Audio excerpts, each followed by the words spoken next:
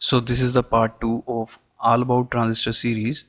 In part 1 we have talked about the transistor, that what is the transistor.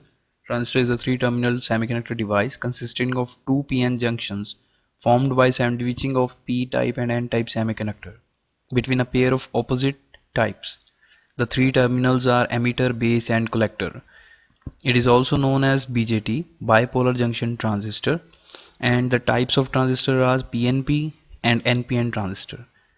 NPN transistor means two N-type semiconductors are separated out by P-type semiconductor, and PNP transistor means two P-type semiconductors are separated by N-type semiconductor. We have also discussed about the symbols of NPN and PNP transistor, and we have also discussed about the terminology, the three terminals, that emitter, base and collector, that why emitter is heavily doped and moderate in size, and why base is lightly doped and very small in size, and why collector is moderately doped and large in size. So in today's video what we are going to discuss, it is about transistor working. So before that we should know that we should know about that transistor is used to amplify the weak signal. The input side of transistor is always forward bias, and output side of transistor is always reverse bias. So let's take an example of NPN transistor first. That what is the working of NPN transistor? As we know that the emitter base junction is forward bias while the collector base junction is reverse bias. So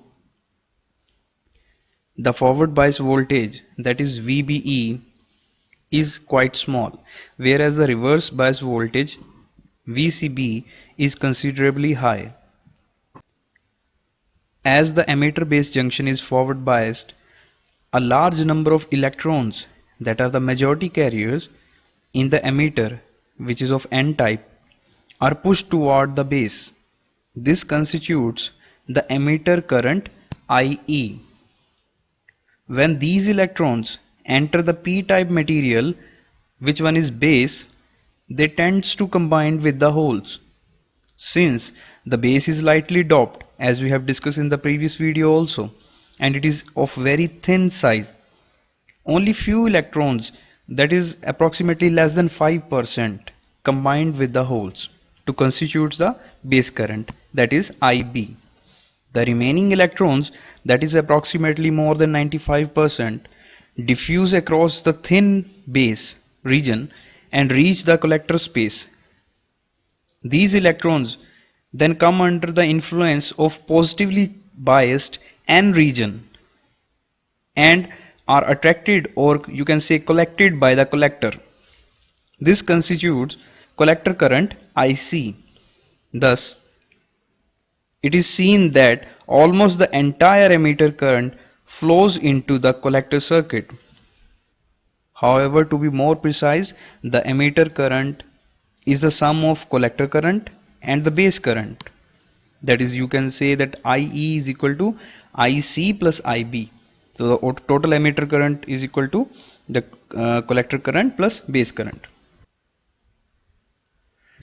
The next type is PNP transistor. This is the another type of transistor, PNP transistor. So let's talk about the working of PNP transistor. The emitter base junction is forward bias. This biasing will remain the same irrespective of the type of transistor. Either it is an NPN transistor or it is a PNP transistor. The input side biasing will always be forward bias, and the output side biasing will remain the reverse bias. So here also the emitter base junction is forward bias while the collector base junction is reverse bias. The input side voltage is VBE and the output side voltage is VCB. VBE is forward biasing voltage and VCB is reverse biasing voltage.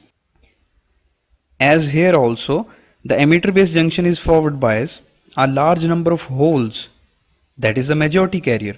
In the previous type of NPN transistor, the majority carriers were the electrons, but in case of PNP transistor, the majority carriers will be holes here. This is only the difference between the two types. The rest of the thing will remain the same. So as the emitter base junction is forward biased, the large number of holes, that is the majority carriers of p type in the which one is the emitter one, are pushed toward the base. This constitute the emitter current IE. When these holes entered in the n-type material, which one is the base here now, instead of p in the previous section, in previous type the base was of p type, but in this type, pnp type, the base is of n type. So when these holes from the emitter enters the n-type material, which one is the base, they tends to combine with the electron. The same case will be applied here. Since the base is very lightly doped and very thin in size, only few electrons, only few holes, that is less than 5%, will combine here in this region.